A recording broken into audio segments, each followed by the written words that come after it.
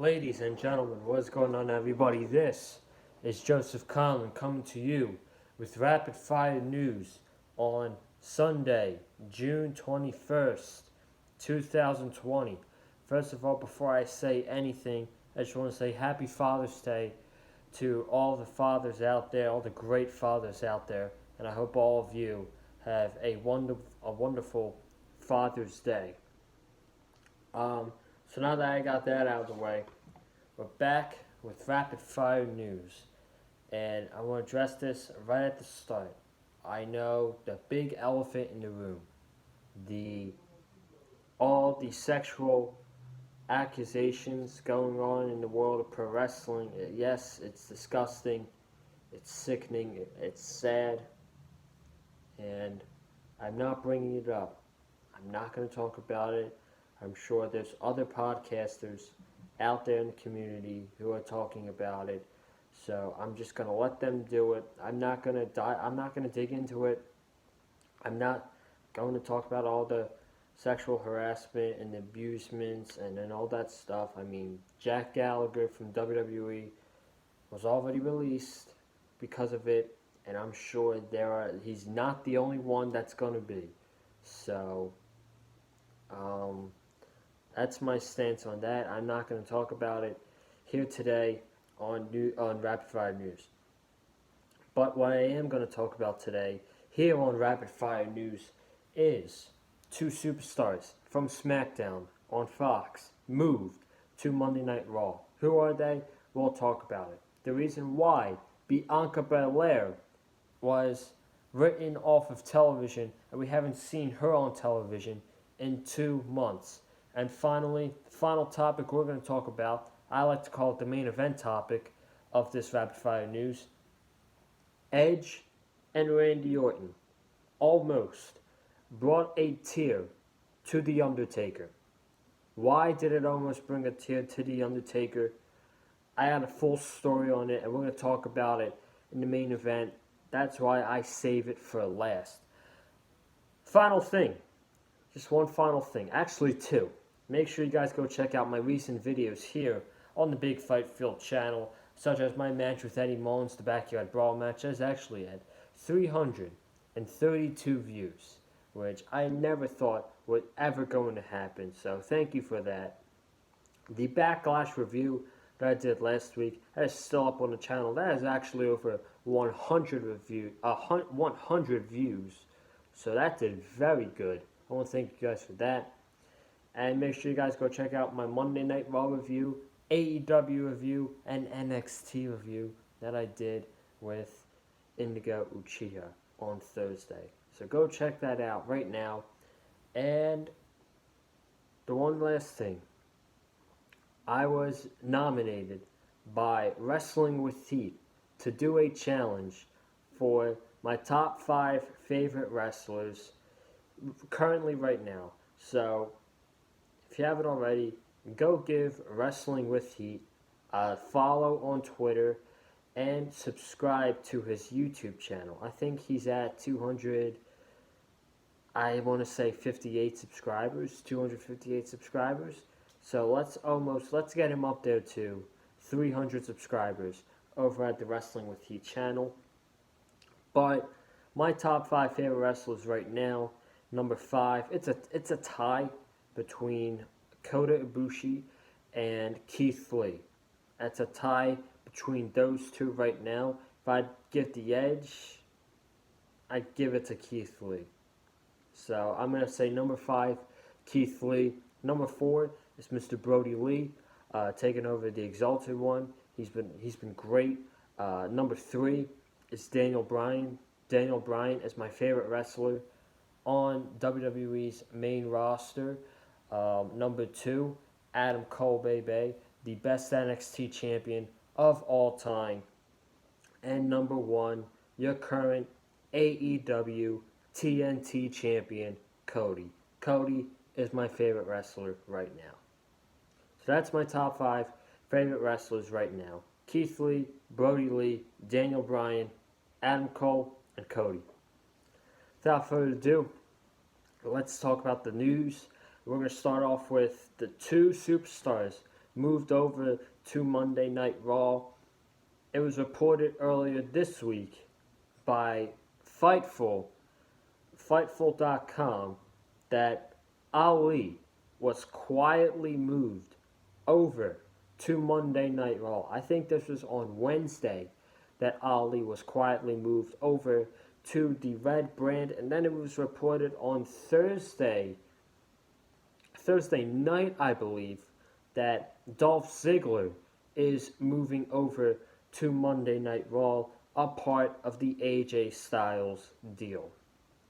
Now let's talk about Ali first, because I actually think that's the bigger deal. Ali moving over to Monday Night Raw. There were tons of rumors that Ali was going to be the SmackDown hacker. Now, we have not seen the SmackDown hacker since, I believe, Money in the Bank. We have not seen the SmackDown hacker since the Money in the Bank pay-per-view. And people have been wondering about it. They've been tweeting about it. Did WWE drop the hacker storyline altogether? I have no idea. So I feel like they took Ali out of that spot. They could put someone else in it. Who knows? Who knows what's going to happen with the SmackDown hacker gimmick? And before that, Ali was really not doing much on SmackDown.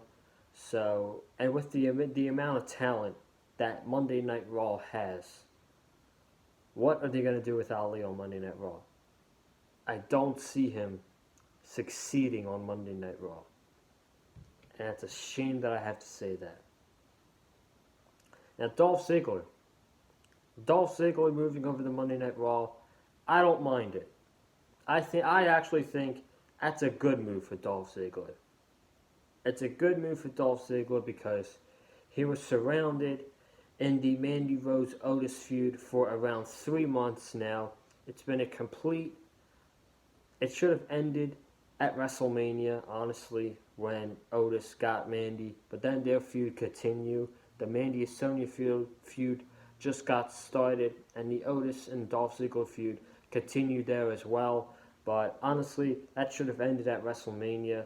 Otis has already beaten Dolph Ziggler twice. Dolph Ziggler had nothing to prove to Otis because Otis has already beaten him. And Dolph Ziggler, he's just a stale face on SmackDown. So moving him over to Monday Night Raw, I think it's a good idea. And with the move over to Monday Night Raw, eventually they're going to need challengers for Drew McIntyre's WWE Championship run.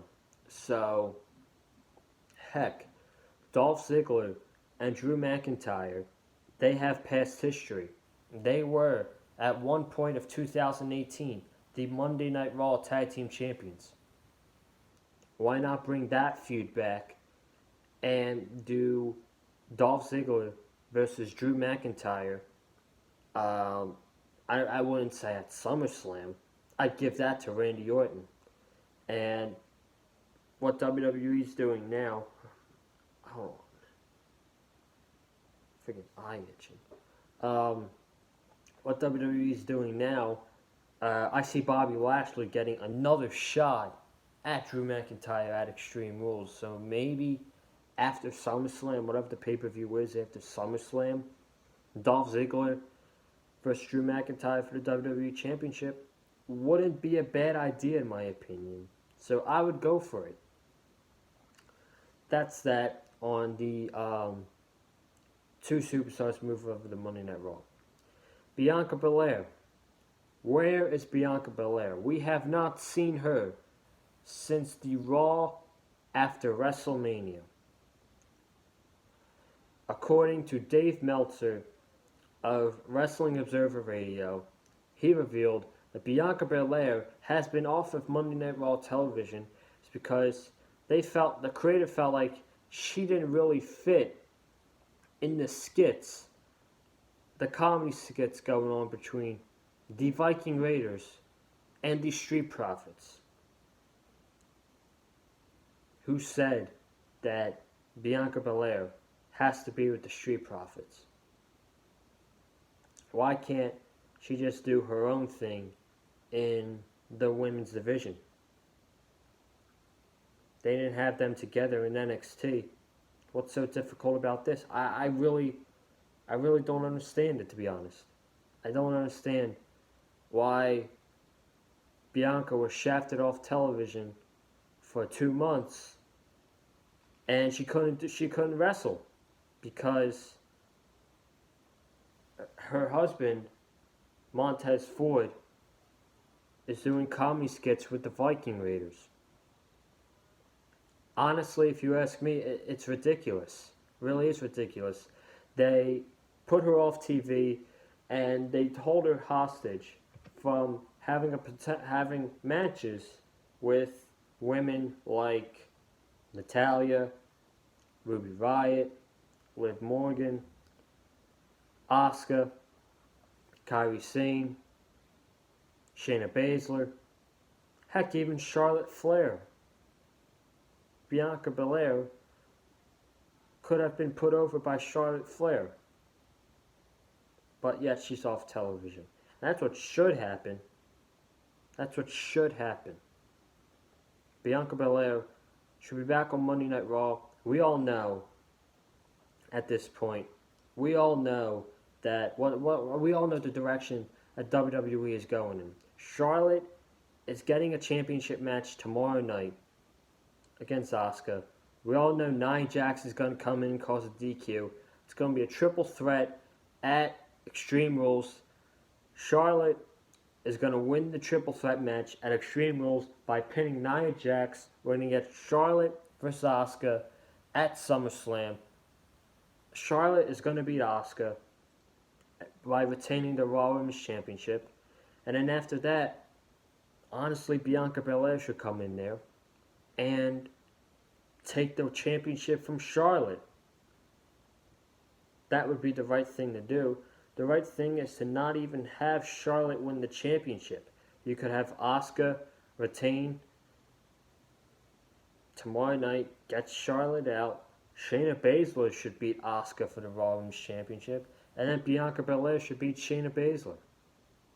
That's the way it should go. Will it happen? I doubt it, but we'll see. We'll see. But that's the reason why Bianca Belair is not on TV. Main event topic here today on Rapid Fire News. Edge Randy Orton almost brought a tear to The Undertaker. I got a full story on it, and I'm going to read it to you guys right now. Then I'm going to give you my thoughts about this whole thing. So, Undertaker was on After the Bell. One WWE superstar who enjoyed Edge and Orton's epic match is The Undertaker, who told Corey Graves on After the Bell podcast that it almost brought a tear to his eye. Taker discussed the match after he was asked about the athleticism used in wrestling today, and the Phenom admitted superstars can now do superhero stuff, but he would like to see them tell more of a story inside the square circle. I gotta agree with The Undertaker there. I almost like a good old story told match better than just straight on wrestling for 20 minutes. Sometimes. He said, I think on the grand scale of everyone, the athletes today are, my gosh, it's like a comedy book stuff, superhero stuff. I think what happens though is that these guys rely too much on that aspect of their performance and not enough on their character and their willingness to sell and make things mean something.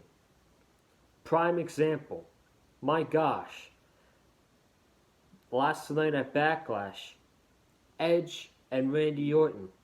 Wow, honestly, it almost brought a tear to my eye because I haven't seen that kind of wrestling in so long. I understand time, parameters, I think that's how you say it, my apologies, and everything else. That they had a lot of time, but my gosh, what a story that they told at Backlash. What an unbelievable story. I sent Edge a text today. Like, next time I go down to the PC and work with the guys, 2 pages of notes here, folks. I'm going to pull that tape up and show these guys and dissect it. Just the little things that those two guys did last night. The little things that Edge and Orton did at Backlash. It was phenomenal. And it restored so much faith in where I think the business should be and could be. But that tape right there, that needs to be studied by main roster guys. That is what pro wrestling is, or is supposed to be, is what they did last night, in my opinion. So in Undertaker's opinion, pro wrestling should be what Edge and Randy Orton did at Backlash. About the slowing down the pace and telling a better story and focusing on characters, I 100% agree with him. I 100% agree with The Undertaker on this, no doubt. I'm going to use a good example here for you guys. Okay? I was watching this week's Dynamite last night. I was watching this week's Dynamite again last night. And I was watching Superbad Squad versus the Young Bucks again. And I enjoyed the match. I really did enjoy. I thought the match was really good. But my gosh, the Young Bucks, they're great wrestlers. Don't get me wrong. The Young Bucks are great wrestlers. And I'm using them as a good example here. They can have a full-on great 20-minute tag team match. You put them in there with any tag team, they'll do it. But sometimes they need to slow the pace down. They really do. It's like sometimes we have a hard time catching up on the things that's going on in the match, like a Young Bucks match, because they're so fast, and they don't tell a story. They don't build in the match. It's like boom. So that's what I wanted to tell you guys. And he's talking about wrestlers like that, and I totally agree with The Undertaker that we need a slower, not a slower methodical match. No, that's boring. We need more story-driven matches, like Edge versus Randy Orton. Their story at Backlash was great. It really was. And was it the greatest wrestling match ever? No. But it could easily be in my top 5 for best wrestling matches of 2020. So, my final take on this, I said a lot about it. I even brought up the Young Bucks for an example of slowing down the pace, and especially from a guy from The Undertaker. Undertaker knows what he's talking about, folks. Undertaker definitely knows what he's talking about in the slower pace, methodical match, telling a great story, and that's what Edge and Orton did. Again, before I get out of here, was it the greatest wrestling match ever? No, but it could easily be in your top 10 or top 5 best matches of 2020 so far. And that's my thoughts on what The Undertaker said on Edge and Randy Orton at Backlash. And I'm getting out of here. Thank you guys for watching this video. If you haven't already, subscribe right here on the Big Fight Fuel channel. We got a whole new fresh week of content coming up for you guys. I will be tweeting it out later tonight, so be on the lookout for that. Comment down below what you think of all these news. 2 superstars moved over to Raw, Dolph Ziggler and Ali. Razor Ramon, Bianca Belair has been off WWE TV for a few months, and Undertaker's thoughts on the Edge Randy Orton match at Backlash. Hit the like button if you enjoyed this video. Follow me on Twitter at Colin_Joseph and Instagram as well. And I will see you guys tomorrow night for Monday Night Raw review. Championship Monday, they're calling it. Charlotte Flair versus Asuka for the Raw Women's Championship. The Viking Raiders versus the Street Profits for the Raw Tag Team Championships. The Iconics versus Sasha and Bayley for the Women's Tag Team Championships. And R-Truth versus Akira Tozawa for the 24/7 Championship, if anybody cares. So that's that. We'll see if Raw delivers tomorrow night at 8, 7 Central on USA Network. Have a good night. Stay safe.